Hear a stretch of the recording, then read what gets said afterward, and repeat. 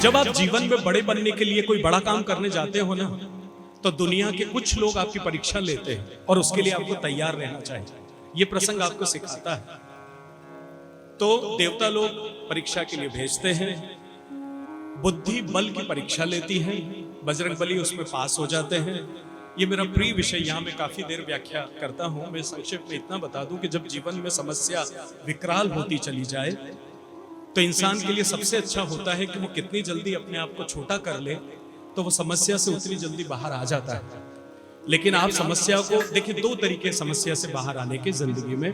या तो आप समस्या से बड़े हो जाए, जितनी बड़ी समस्या उससे आप काफी बड़े हो जाएंगे। मतलब सुरसा अगर जैसे जस जस सुरसा बदन बढ़ावा तासु दून कपि रूप दुखावा सज्जोजन तही आनंद तिना अति लघु रूप पवन सुत लीना। तो जैसे उसने बदन बढ़ाया, उन्होंने बहुत छोटा रूप अपना कर लिया। अगर वो 1200 कोस थी तो बजरंगबली 1500 कोस करते, वो 1500 करती तो वो फिर और 2000 कोस करते, बजरंगबली 2200 करते तो वो 2600 करते। चलते रहते तो पता लगा कि पैर रामचंद्र जी के पास पहुंच जाते और सिर माता सीता के पास पहुंच जाता है बजरंगबली का। इतने बड़े हो जाते, चलती रहती कंपटीशन।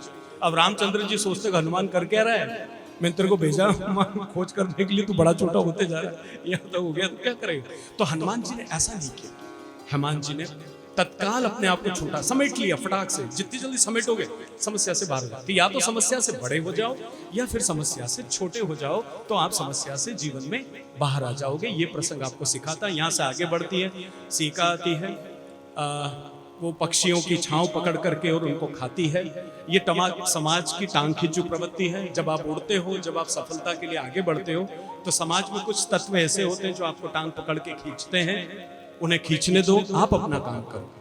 टांग खींचू प्रवृत्ति समाज में है और वो बनी रहेगी जब तक ये दुनिया है। प्रभु थे तब भी थी और ये कायनात रहेगी तब तक रहेगी। उनकी परवाह न करें, आपने जो लक्ष्य साधा है उसको आगे बढ़ाएं। ये प्रसंग ये सिखाता है। संक्षेप में कह रहा हूँ, अगर यहाँ से तो हम बहुत विस्तृत जाते, फिर अपन अगली बार हम जाएंगे, पूरी कथा करेंगे या हनुमत कथा फिर 3 दिन की करेंगे, जिसमें पूरे चरित्र को सामने रहेंगे और खूब आनंद के साथ आनंद आएगा, ईश्वर ने चाहा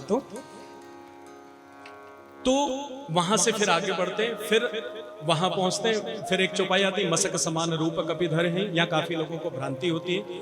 बजरंग बाबा मच्छर नहीं बनते, मसक के समान बिल्ली के बच्चा जो छोटा होता है उसको मसक बोलते हैं। उतने जैसे छोटे होते हैं और लंका में जाने की कोशिश करते हैं। वह लंकिनी होती है, रोकती है और उनकी परीक्षा में भी बाबा पास होते हैं, अंदर जाते हैं। विभीषण जी से मुलाकात होती है। यहाँ पर एक चौपाई आती, मंदिर मंदिर प्रतिकर शोधा देखे जहाँ था अग्नित जोधा गए हो दसाधन मंदिर माही अति विचित्र सो कही जात नहीं। इतना बढ़िया वो है, कनक कोट कर परम प्रकाशा। तो ये सारी बजरंग बाबा देख लेते, माता सीता कहीं नहीं दिखती। फिर भवन एक पुनि दीख सुहावा हरि मंदिर तह भिन्न बनाओ। विभीषण का मकान देखा जहाँ प्रभु का मंदिर बना हुआ था। रामा युद्ध अंकित ग्रह शोभा बरनी न जाए, नव तुलसी का नव वृंद तह देखे हर्षि कपिराय। वहां तुलसी के वृंद देखे, ये देखा तो बड़ा खुश हुए बजरंग बाबा की मनमहु तरक करे कपि लागा। लंका निश्चर निकर निवासा, लंका तो राक्षसों की नगरी, फिर यहाँ तुलसी का पौधा और यहाँ भगवान राम के रामा युद्ध अंकित ग्रह शोभा बरनी जाए, तीर धनुष सब लगे हुए।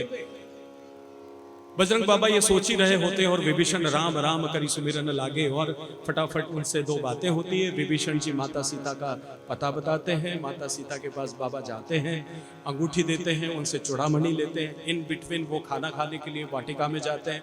वहाँ रावण के पुत्र वगैरह आते हैं, बांध करके बजरंग बाबा को, हनुमान जी को वहाँ ले जाते हैं। रावण के इसमें उनके संवाद होते हैं और वहाँ बजरंग बाबा वहाँ से फिर वापस माता सीता के पास आते हैं, तब चूड़ामणि लेते हैं और आग वाग लगा करके और उसके बाद में फिर प्रभु के पास आ जाते हैं। सारे वानरों को लेकर के प्रभु के पास जाते हैं, अकेले नहीं जाते हैं। पहली चौपाई में है कि आप यही मेरा रास्ता देखना, मैं आ जाऊं फिर चलेंगे। बजरंग बाबा को श्रेय लेने का शौक नहीं है। पूरी टीम ने मिल करके माता का पता लगाया। इस संदेश के लिए सब साथ में जाते हैं और माता सीता का पता लगा करके और प्रभु श्री राम के सामने जाते हैं।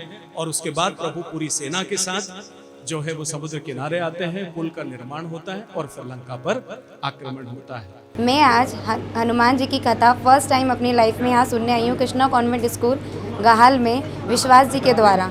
मुझे बहुत ही अच्छा लगा। मैंने अपनी लाइफ में पहली बार पूरी कथा सुनी है और मुझे यकीन नहीं मानिए, मुझे बहुत अच्छा लगा। 1 मिनट 1 पल भी मुझे ऐसा नहीं लगा कि मुझे कथा से उठना चाहिए। इस कथा के माध्यम से हमें बहुत चीज़ सीखने को मिली है कि जीवन व्यक्ति को किस प्रकार चलाना चाहिए, परिवार किस प्रकार से अपना यापन करना चाहिए। प्रभु गुरुजी विश्वास जी के मुख से आज जो कथा का श्रवण का आनंद हुआ, ये ऐसा आनंद की अनुभूति शायद मेरे जीवन में 50 वर्ष की आयु के जीवन में पहली बार हुआ है। मैं बार बार उन्हें धन्यवाद करता हूँ कि उन्होंने प्रभु श्री हनुमान जी की कथा, श्री राम जी की कथा इतने सुंदर तरीके से, बड़े ही शांतिपूर्ण ढंग से कथा कही।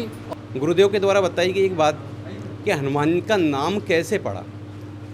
ह से हर काम को करने वाला, नु से नुकसान नहीं हो, माँ से मान रहित और न से नम्रता के साथ हर कार्य को करे तो व्यक्ति अपने जीवन के शीर्ष पर पहुंच सकता है।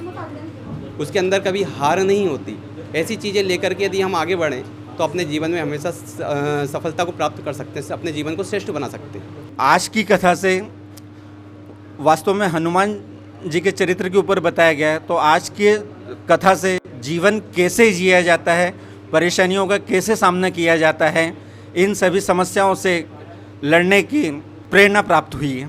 मैनेजमेंट गुरु विश्वास जी वैष्णव द्वारा सुंदरकांड का जो एक मैनेजमेंट जो होता है, सुंदरकांड से व्यक्ति अपने परिवार का, अपने घर का और अपने समाज का किस प्रकार मैनेजमेंट कर सकता है, सबसे अच्छा हमको सुनने को मिला आज।